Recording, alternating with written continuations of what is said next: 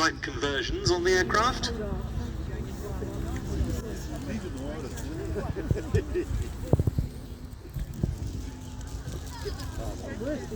And leading them in the aircraft restoration company, Harvard, one of the most experienced display pilots of them all, our flying display coordinator here at the IWM Duxford Air Shows, Rod Dean. And Rod has notched up something of a milestone in his airshow career this year, because it was 50 years ago, a few weeks back, that he won the first solo jet aerobatic trophy at the second edition of the Air Tattoo shows, then held at North Weald in Essex. Now, of course, it's the Royal International Air Tattoo at RAF Fairford in Gloucestershire. That was back when he was one of the RAF's Hawker Hunter display pilots, and he has been on the airshow circuit virtually continuously ever since, and still flying, as we saw there, to a very high level. The number 4 goes into stall turn, the other cars go to the right and the left, and then they rejoin to come in for the gaggle loop.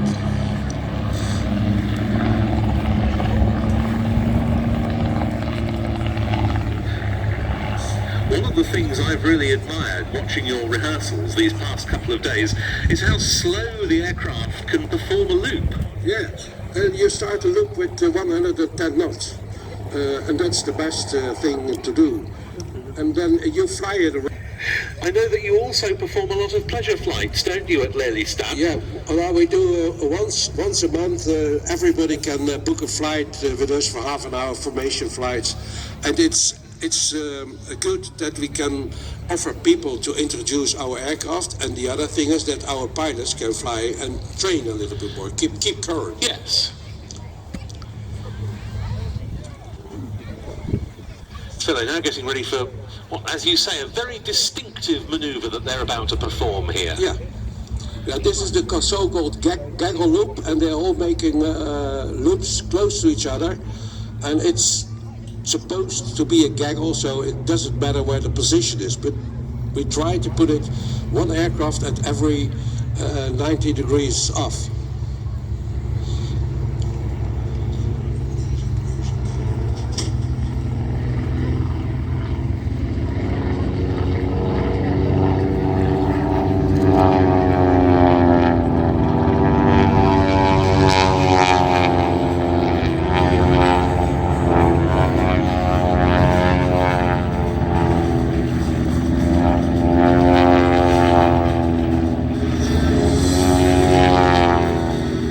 See, the S11 has also a characteristic noise, and it's about the same as that told already from the Harvard. Vele ontwerpen voor nieuwe vliegtuigen gemaakt.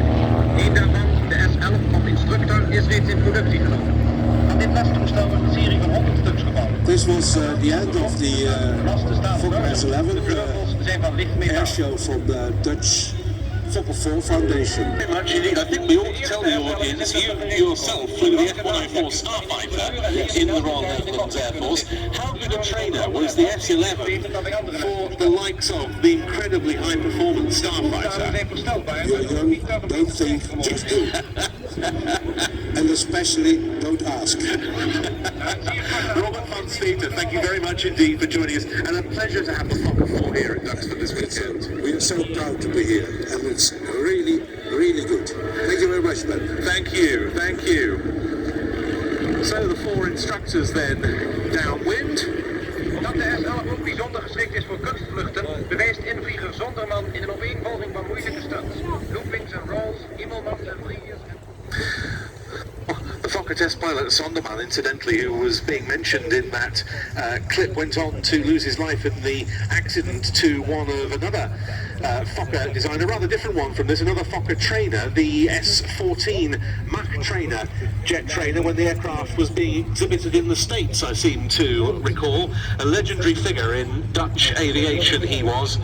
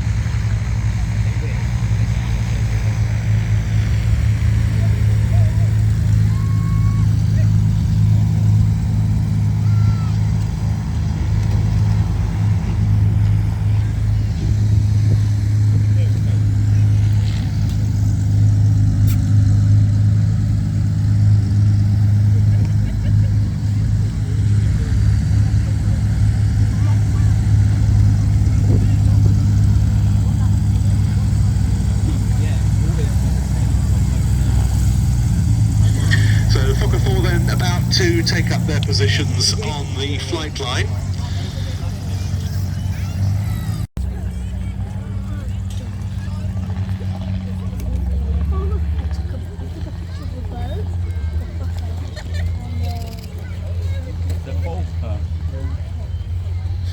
Well, not many items to go on the programme as the last of the Fokker. Each aircraft sliding out to the left. This is the Snake.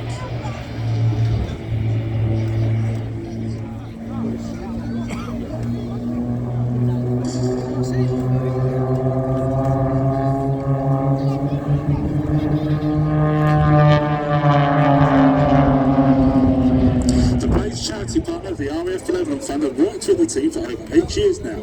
The fund is a leading welfare charity of the RAF and provides assistance and support to any member of the RAF family.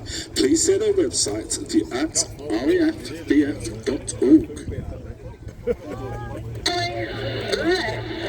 Now,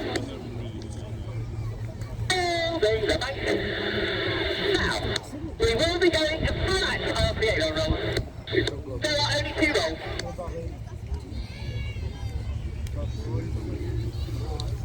So the formation has changed again. We're now going flat, so it's slightly changed again. Sorry about this. This is confusing me just as much as it is you. So if we look out to our left, we will see the 4th ship approaching. Blade 1 leading the way, and they will be forming a set of synchronised aileron rolls in formation. The extra 300 can rotate 400 degrees in less than a second for what is an aggressive manoeuvre.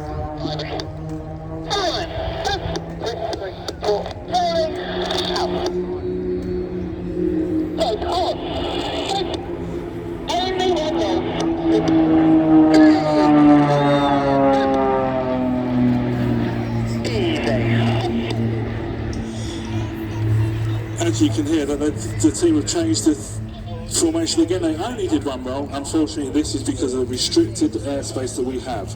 The Blades fly 4 extra 300s. The aircraft are low wing, lightweight and highly manoeuvrable, which makes them perfect for aerobatics. They have a wingspan of 8 metres with the aileron spanning the width of the wing, which results in rapid rotations like you've just seen. They have a range of 350 nautical miles and are certified to pull plus or minus 10 G. The extras have 2 seats, 1 for the pilot and 1 for the passengers, so you can experience some of the manoeuvres and fly with the pilots in one of our experience days. Please come and have a look at our website at theblades.com.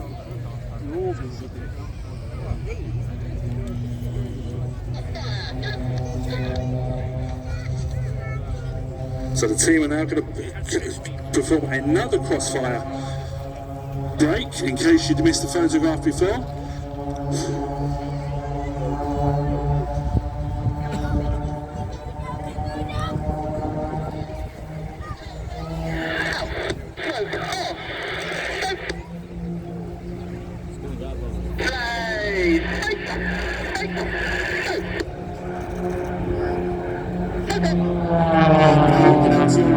Again as blades 2 and 3 set up for their final opposition pass. To your right you will see Blade 2. Ben Murphy is a former leader of the Red Arrows and of the Blades, now flying in the Blade 2 position. He is also the team racing pilot for the World Championship Air Race, which will be starting later this year. Ben flew Harriers in the RAF before being selected to fly with the Red Arrows in 2006. Back down to treetop level height, they fly to each other, flying at 200 miles an hour to cross and perform snap rolls at 45 degrees.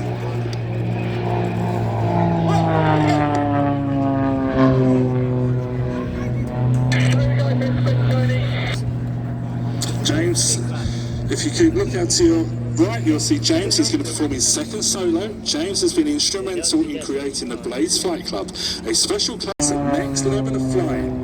Whether it's taking control for us to teach you how to fly aerobatics, advanced formation, or even air combat, James is putting it up in short cases as he performs a variety of aerobatic manoeuvres.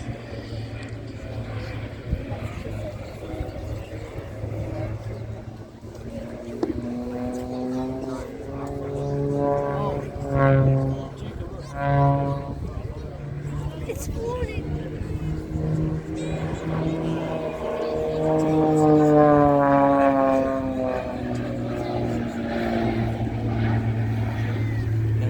James has just given you some examples of what you can actually achieve in one of these fantastic aircraft. I can attest to the fact that it is just as exciting inside the aircraft as it is outside.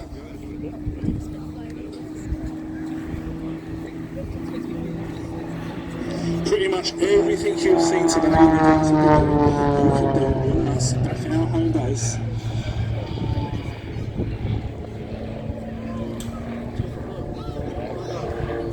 I think James has just pulled up into centrifuge, which is an incredible manoeuvre, which unfortunately covers the aircraft in smoke oil, which is one of my least favourite manoeuvres because I was the girl who used to have to clean the aircraft. Thankfully, I don't have to do that anymore. Now, if you keep your eyes on James as he heads out to rejoin the team and kick off the revolver, this is the most difficult manoeuvre in the display. So you look out towards the left, you will see blades 1, 2, and 3 approaching.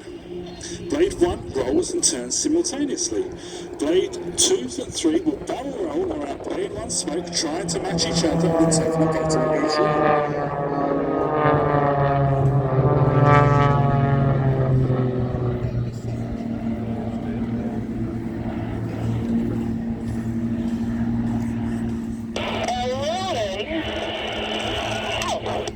We're now coming up to the end of our display, and thank you for watching and supporting the team once again.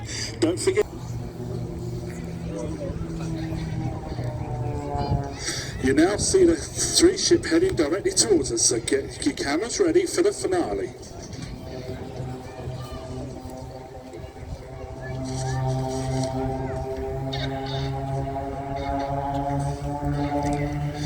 So the team will head directly towards us and the crowd line. Blades 1, 2 and 3 will pull up and split, leaving blade 4 to as the fizz. Get your cameras ready for the finale.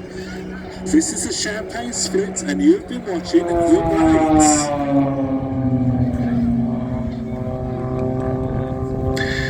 Thank you very much indeed, Tony, and to all of the members of the Blades for that really polished aerobatic display in some quite challenging conditions, but they're not quite done yet for their part in the flying programme. As you will have seen, we got Boeing B-17G, Flying Fortress, Sally B. Here it is, rolling.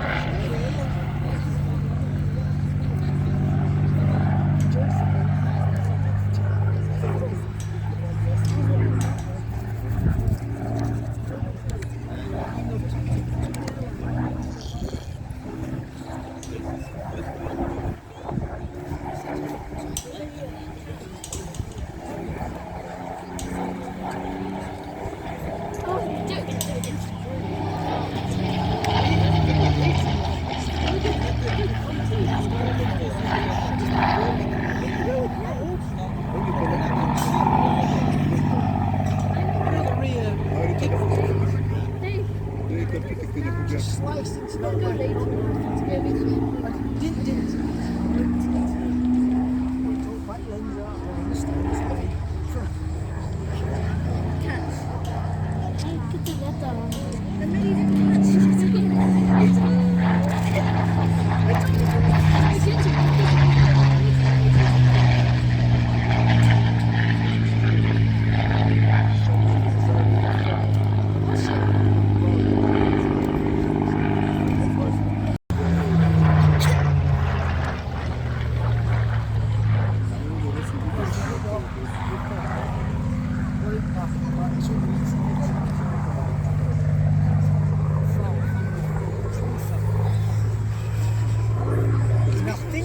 smashed up again. I think what's this with? What a week away for service.